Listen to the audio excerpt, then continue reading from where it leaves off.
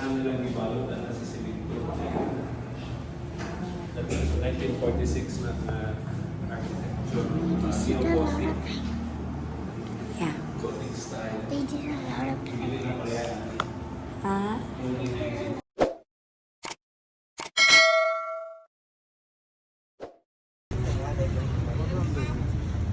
And they could cover themselves. Brother.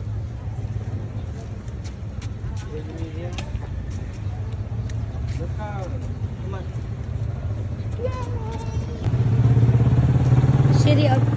City Museum. Christian, look. Okay. Nick. I know. This is building material. It's coral, specifically fossilized sea sponges. So when the coastal area of China, particularly the ones that Yeah, you have to wait. So when you look at because during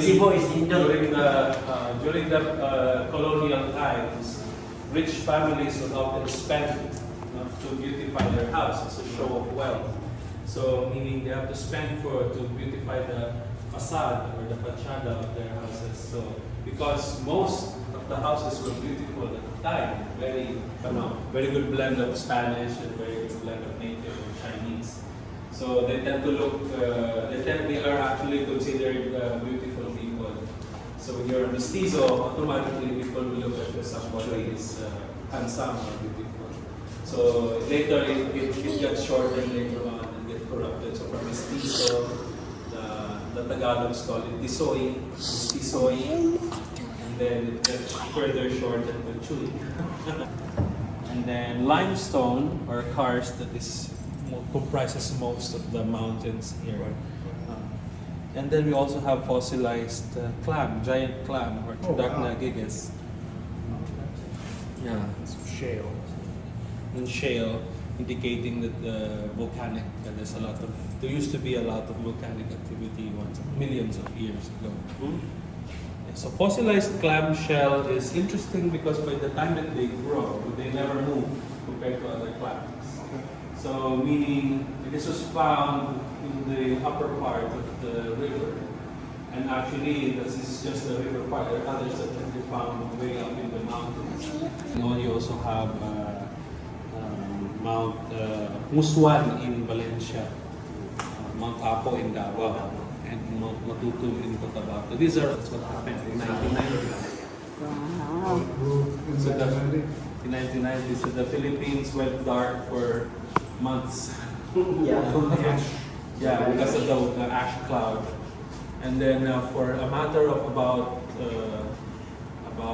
a couple of years, the global temperature dropped by a couple of degrees. It was colder for a couple of years because of the ash cloud.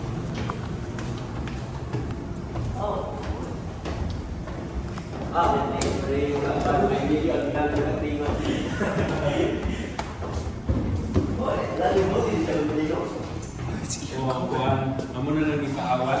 Ipaawat. Isod kayo mangita original kay gabok ganun dali na magabok.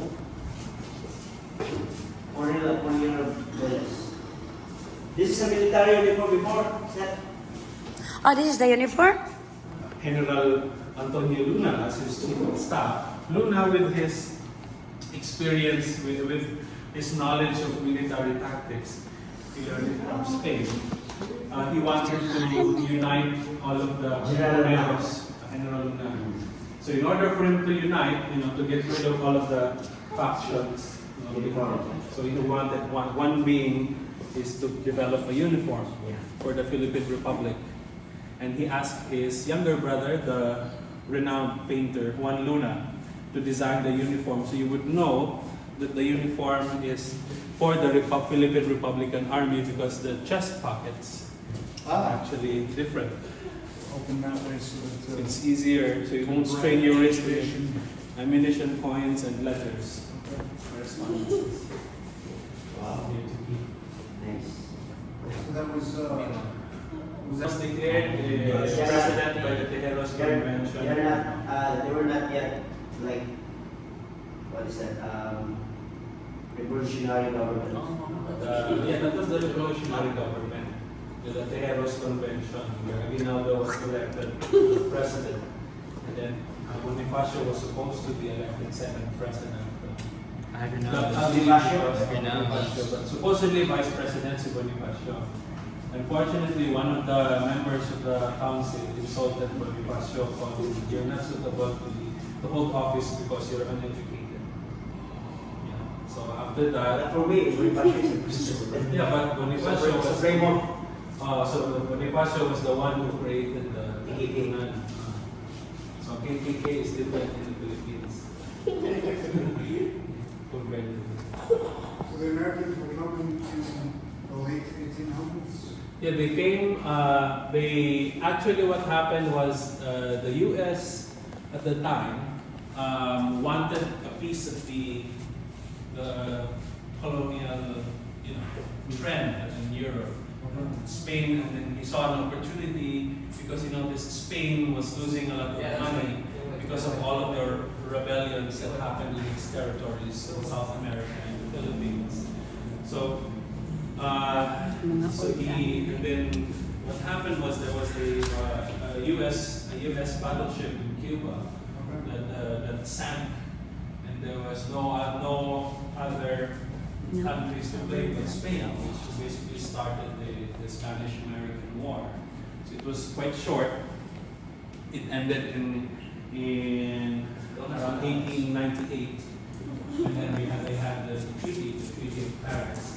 So all of the territories of Spain in South America were seceded to the United States. The Philippines was sold for $20 million because Spain wouldn't wanted to let go of the Philippines because this was a strategic geographical location to Asia. The U.S. was very persistent. Very strategic Philippines. Strategic. So it's like the doormat of Asia. So this is when the Americans came? Yeah. And When the Americans came, they actually sort of like they joined Aguinaldo. They said, "Okay, we will help you," but actually there was already a treaty signed. So basically, it was a strategy to replace the Spaniards. from government So stuff. and then they were trying to tell the Filipinos, "Okay, we're here to help you." And then later on, they were sitting at the a few days in order to leach out the toxins in order to make it edible. A lot of Filipinos are very familiar with that, but the Japanese didn't know that. So that alone was already a disadvantage to the Japanese. So they wanted to eat root crops, they just cooked them directly, so they died they got poisoned. Yeah. So many others. Ito balik kung the battle of Macambos. Dinini siya, Philamuar ni siya. Okay. So the people behind, so going back to the Philippine-American War, you have these two people. Si Colonel Apolinar Velez and Teniente Cruz Taal. So they were the ones who developed the defense at Macambos. Macambos hill, not the cave, the hill. It was actually a very steep hill, and then it's very, it's a cliff basically. Yeah. Did we see that or no? No, we didn't see that. We're still exploring the site. Going to how- Malacca, if you want to go to Malacca. Yeah, you will Yeah, ask so questions. and get more coffee, brew coffee. All right. So when they decided to enter, it seemed like there was nobody there. Actually, That's the battle that the Filipino won the battle. the only battle that the Cagayanos won against the Americans. Yeah. It's because of that surprise defense. So they managed to get a hold of two small caliber Spanish cannons. So by the time that the Americans get close enough, the cannons exploded, and then a lot of the boulders were falling down. So the Americans didn't know where they panicked, and many of them fell into the river. Others fell on the other side. So they retreated. There were 6 casualties, and there's only one in the side. No, because most of the units that comprise the majority of the Cagayanans or many Filipino fighters in the Republic of Army were macheteros because because guns were very difficult to acquire. Right. Because the Americans were able to secure or to block the supply route from China, bringing in rifles from Europe. So instead to compensate to have some compensation for each, they made long swords. Basically, this is actually the blade is likened to a kantilan, which is a sort of the moro. But in order to fit the dress, to make it look more appropriate in the rayadili or the uniform, they had like they had a more like a western. It looked more appealing. Just like that one. Yeah, just like this one. You have to get a brittle one in order to Add more. Yeah, it's gonna infect inside. It's either they stick it in the fire long enough to make it brittle. Japanese were killed by the bolo, by the sundang. And that's a Filipino bolo, traditional yeah. weapon. Because